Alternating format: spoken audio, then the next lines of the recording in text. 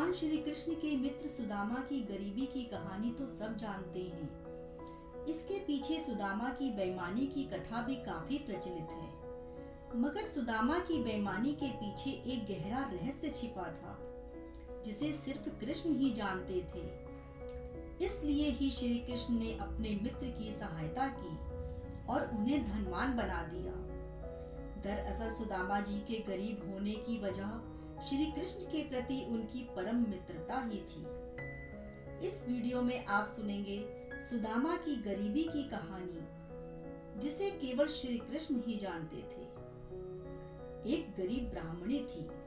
वो प्रभु वसुदेव का नाम जपकर और भिक्षा में मिले अनाज को खाकर अपना जीवन यापन करती थी। एक वक्त ऐसा आया कि उसे 5 दिन तक भिक्षा नहीं मिली।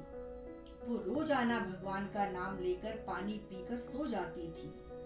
छठे दिन उसे दान में कुछ चने मिले। रात में सोते समय वो चने अपने सिरहाने रखकर सो गई। उसने सोचा कि अगले दिन वो भगवान का भोग लगाकर वो चने खा लेगी। रात में उसकी कुटिया में चोर आए और चने की पोटली को सोने की मुहर समझकर चुराने लगे। आवाज सुनकर ब्राह्मणी जाग गई और शोर मचाने लगी। उसकी आवाज सुनकर गांव वाले चोर को पकड़ने के लिए भागे तो चोर संदीपनी मुनि के आश्रम में छिप गए। संदीपनी मुनि के आश्रम में ही कृष्ण और सुदामा उन दिनों शिक्षा ग्रहण कर रहे थे। गांव वालों को अपनी ओर आता देखकर चोर हड़बड़ी में चने की पोटली वहीं आश्रम में छोड़ गए। अगले दिन गुरु माता को वो चने की पोटली मिल गई। उधर भूख से व्याकुल ब्राह्मणी को जब पता लगा कि चोर उसके चने चुरा कर ले गए हैं, तो उसने शाप दिया कि जो भी उन चनों को खाएगा वो दरिद्र हो जाएगा। सुदामा और कृष्ण रोजाना की तरह जंगल से लकड़ी लाने जा रहे थे। गुरु माता ने वो चने सुदामा को देते हुए कहा कि भूख लगे तो दोनों लोग मिल बांट कर खा लेना। सुदामा जी ब्रह्म ज्ञानी थे। चने की पोटली हाथ में आते ही उन्हें सारा रहस्य समझ आ गया।